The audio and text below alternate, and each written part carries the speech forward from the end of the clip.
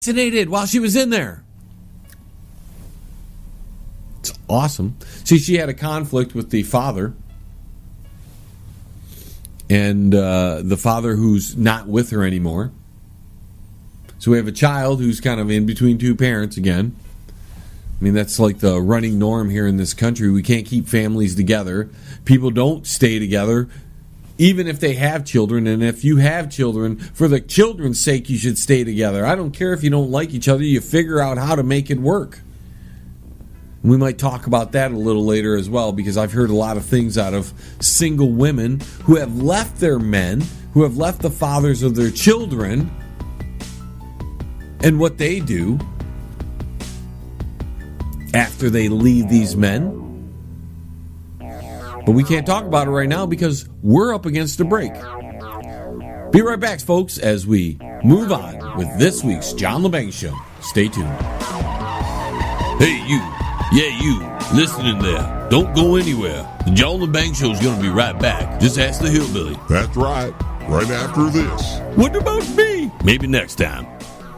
And I'd like to welcome our new sponsor, Pane in the Glass, commercial and residential window cleaning. For a beautiful, sparkling shine that's crystal clear, call Pane in the Glass Window Cleaning. You can find them on Facebook at Pane in the Glass. You're listening to the John LeBang Show. Join the radio revolution right here. It's better than some good Thai stick, man. Yes, I would like some too. Well, Mr. Trump took his sights on Obamacare, the Iran deal, a whole bunch of other little minor things, and he's writing executive orders. And in fact, he's writing more executive orders than any of the previous presidents, apparently in the last 50 years. And as you know, I'm not a fan of those executive orders.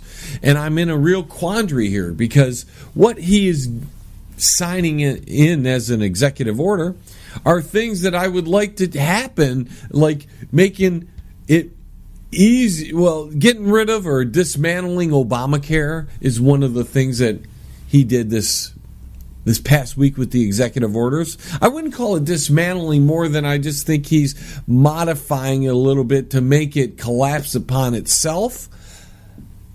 But it was through executive order. And again, we're doing another executive order with the Iran deal and some other various things. And I'm like, this guy who I was behind last year, but I didn't like the fact that President Obama used a ton of executive orders. I don't believe in legislating from the White House. So I'm in a quandary here, because not that I'm a fan of Trump. I thought he was better than Hillary, but I'm not a fan of his. And the longer this has gone on, where nothing seems to be done, and the lousy Republicans who own Congress, they own a majority, they're strong in there, they can do anything they want, can't get anything that the American people who voted for Donald Trump, who elected Donald Trump in office, they can't get anything done. These Republicans are pretty much empty suits. And that leaves Donald Trump, who has to give his base what they want if he wants to have a second term. And I don't know if he wants to have a second term, but most presidents go for it. Second term. But he's not going to get it if he can't get anything done. And we're seeing with the blocks by the Republicans, especially Mr. John McCain over there. You know, more and more that guy acts like a Democrat. I don't know why he just doesn't switch over to the big D. He can hang out with old Harry Balls Reed over there and Nancy Pelosi. It could be the old person club over there. Speaking of old person, you got Hillary Clinton, and this is completely amazing. Hillary Clinton is in talks to be a professor at Columbia University. Hillary Clinton. The biggest liar on the face of the planet, a lady who is a criminal as far as I'm concerned. She's going to be probably a professor, maybe a good shot at it, over at Columbia University. Now, is this some kind of person you want teaching your children? Maybe people won't send their children to Columbia University. I don't know why anybody sends them there in the first place, but people do. And even though it's, somewhat left-leaning on the campus, and it seems to be pretty left-leaning on most college campuses. We have Michigan University over here, and you can go down there any day of the week and see the leftards all over the place.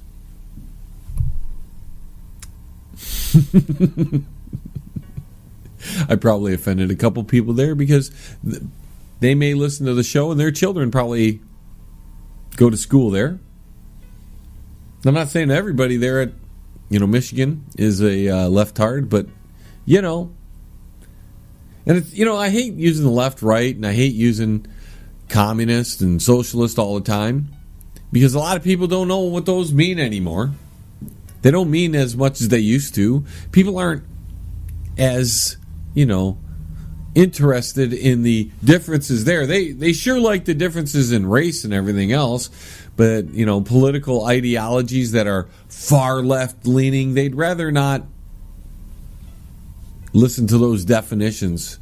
You don't want to be mean to those people. But we have Hillary, who I don't know. I don't know how anybody would want her to be a professor. And what qualifies Hillary Clinton to be a professor? She wasn't qualified to be president. She wasn't qualified to be Secretary of State or a senator. She's qualified to be a shyster. She's qualified to be an empty suit. She's qualified to be a criminal. And maybe they like criminals over at Columbia University. I don't know. I wouldn't attend that school. But I'm a little different than most. I didn't go to college. I shouldn't say I didn't go. I went to community college. I found out that was a joke. I said, I'm not paying for this crap, and I left. They're not doing it anymore. Did I want to go on to higher learning? Not really. What was there for me to go after? I knew how to do most of the things myself. I teach myself everything, so I had to go to a college so they could grant me a piece of paper saying I know how to do it. You give me a shot, I can show you I know how to do it. I don't have a degree in radio. And look where I'm at compared to most of my other colleagues who went to school for that. On top of that. In fact, I was married to a person who went to Spec Howard's broadcasting school. She's working at Walmart now. So obviously going to the school didn't do her any favors. And Spec Howard's, which my brother went to, and he's got a fine job over at one of the mainstream media outlets, it doesn't guarantee you anything. And if you want to be an on-air talent, it doesn't matter what school you went to. Because being an on-air talent you can't teach that. Sure, you can refine it a little bit, and that's what I've done over the years here on the John LeBang Show. But you can't teach a person to be entertaining, and you can't teach them to be knowledgeable and to be able to talk and to come up with things for an entire hour, 2 hours, 3 hours, or as some of the larger media people are, 3 hours a day, 5 days a week. You can't teach that. You can't go to school for that. They can tell you how to tweak your abilities, but they can't teach you how to be a radio personality. I mean, a DJ is one thing when you're saying, hey, this is the band of the week, and here's their song, blah, and blah, and you play that. That's not hard. The hard stuff is being a radio commentary person, or a news anchor, at least something where you can actually go out there and show what kind of talent you have. Now, some of that just sounded like I gave a little credence to the mainstream media. Well, maybe a tad, but really not, because they all went to school. Because you can't get into the mainstream media without some piece of paper saying you went to Spec Howard's. And so you see a few people in the mainstream media. How many other people went to those colleges that they went to those trade schools that they went to for the exact same thing those big guys are? How many of them went to school and are not in that field anymore? or never made it to the field, because it's a hard field. And not only do you have to be entertaining and you have to be able to come up with conversation the whole time, and look at me, I am off on all these other subjects instead of talking about what I kind of, promoted in the beginning. But I tell you this, I don't want to talk about Hillary anymore. She's in the news and I have to bring her up and go, geez, can't you go away, you old saggy bag? Just go away. We don't need you anymore. Disappear into the dust. Bill Clinton has done a pretty good job of doing it. She doesn't want to go away. Bill only comes out when she's running for president. He doesn't want to hang out. He's out there getting interns to do things for him. Speaking of that, we got Harvey Wallbanger out there being made a spectacle. And I know it's Harvey Weinstein. I understand that, the big, famous movie guy. And people are shocked that these women are coming out and saying he wanted sexual favors and he wanted this and massages and having people watch him in the shower. He's a weirdo. He's from Hollywood. And that's how the business has always been. I could tell you stories of just trying to get into the music industry. You would have to sell something of yours. You'd have to give up something to be able to go on to the next level. It is not something new. It should not be a revelation. It's barely a story as far as I'm concerned. These women, you know what? Did you study the ways of Hollywood before you went there to be a Hollywood actress or a model or something? Because if you did any kind of research, any kind of study into that field, you would have known that that's what happens inside Hollywood. You want to get somewhere, you have to give up something. And for pretty women, and I'm not saying it's right, but this is how it is, for pretty women, they have to give up on that side of stuff. But don't think it's just the women who had to deal with these sexual favors to get ahead, because there were men, because there's plenty of gay people in Hollywood, and men who wanted to get ahead in the business were used in the same way these women were. And if you wanted to sell that little piece to get ahead, you would do that. That's not going to come out as fiery as this women's story right now, because they're trying to portray Harvey, the big fat white guy up there.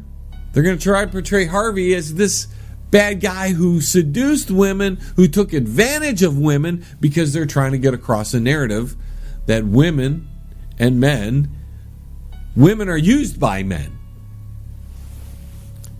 And I know for a fact, because of my dealings inside the music industry, which is hardly any different than the Hollywood industry, if you wanted to give ahead, you had to give up something. Some of it was sexual, some of it would be sexual, like in the case of Harvey's situation. Some of it's you lose your songs if you're a band, or you have to do this or that or the other thing. That's what Hollywood is about.